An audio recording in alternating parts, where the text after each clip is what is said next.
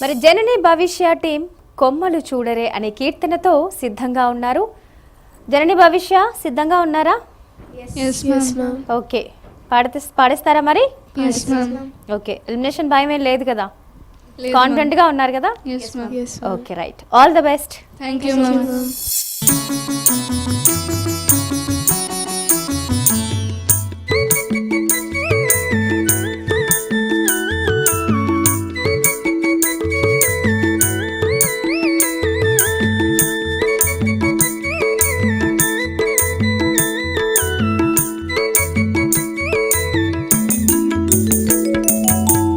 కొమ్మలు చూడరే గోవిందుడు, కుమ్మరించి ముద్దు గోవిందుడు. కొమ్మలు చూడరే గోవిందుడు, కుమ్మరించి ముద్దు గోవిందుడు.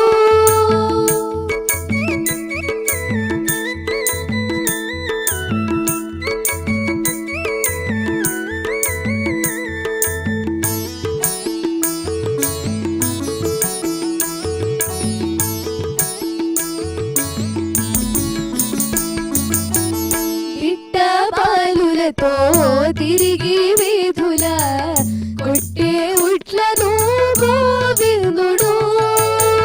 నిట్ట బాలులతో తిరిగి వీధుల కొట్టే ఉట్లను గోవిందుడు. పట్టిన కోలలో పై పై చాపుచు కుట్టి దుంట్లుగా గోవిందుడు. పట్టిన కోలలో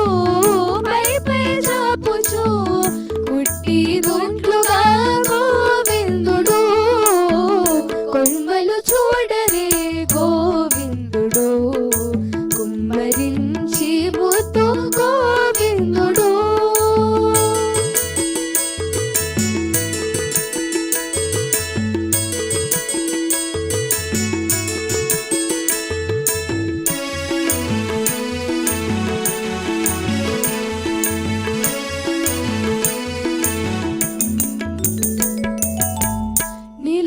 దాసతో నిడిగూతలతో కొల కొలమని గోవిందుడు. నిలువు దాసతో నిడిగూతలతో కొల కొలమని గోవిందుడు. మరసిన పాలు వారలు పట్టుచు కులికి నవ్వే గోవిందుడు. అలసిన పాలు వారలు పట్టుచు కులికి నవ్వే గోవిందుడు. కొమ్మలు చూడరే గోవిందుడు, కుమ్మరించి ముద్దు గోవిందుడు.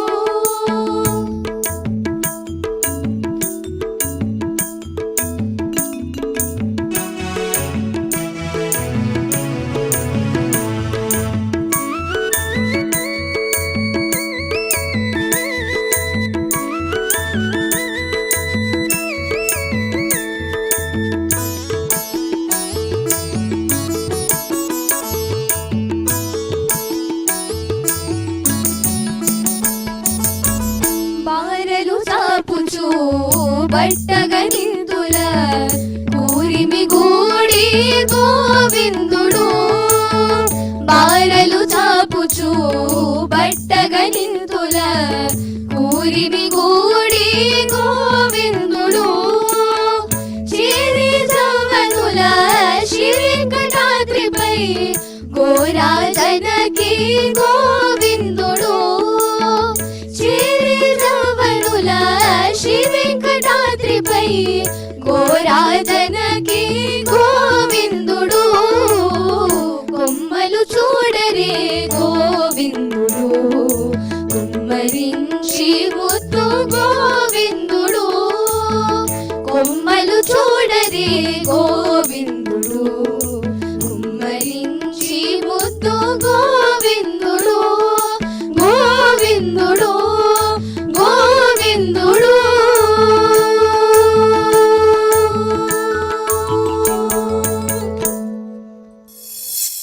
Very good. జనని భవిష్య టీం చాలా బాగా పాడారు. మరి జడ్జెస్ ఏమంటారో తెలుసుకుందామా? విద్యాభారతి గారు ఎలా ఉంది?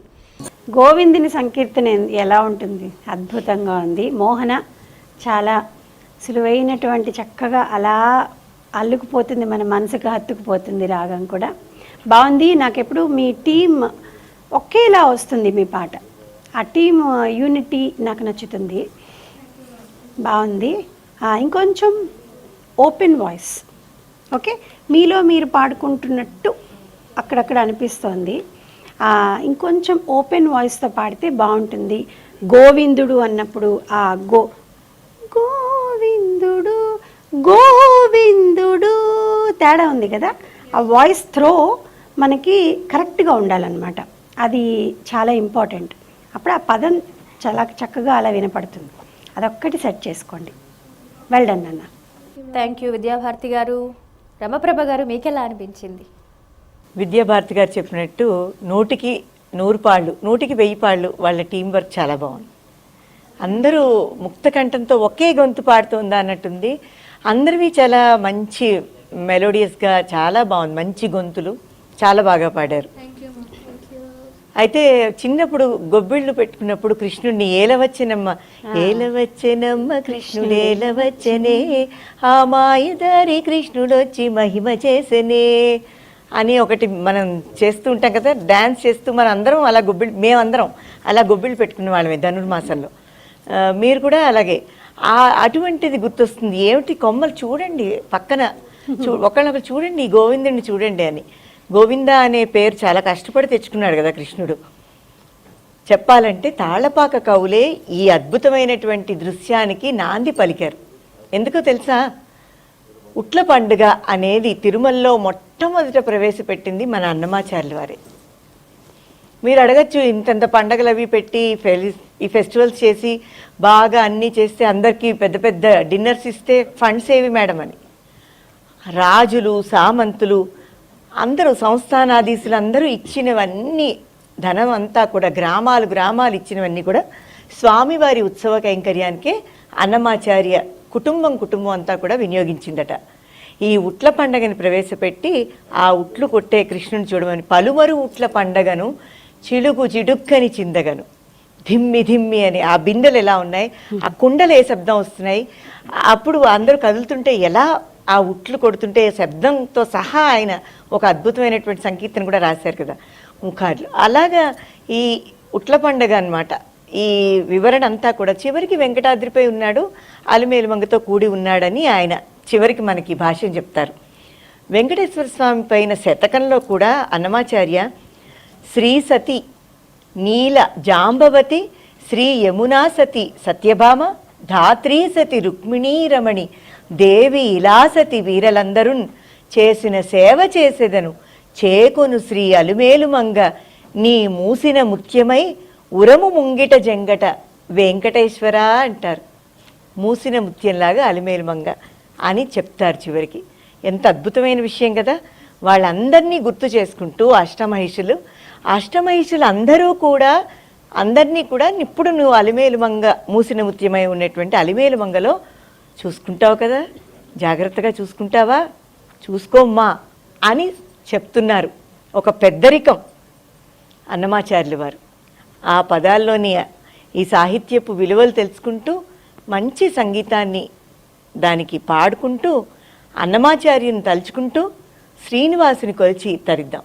థ్యాంక్ యూ రమప్రభ గారు. మీ వర్ణన కూడా అత్యద్భుతం మాకు అసలు. సో జననీ భవిష్య టీం భయం వదిలిపోయింది కదా, చాలా మంచి కాంప్లిమెంట్స్ వచ్చాయి. All the best to the next episodes.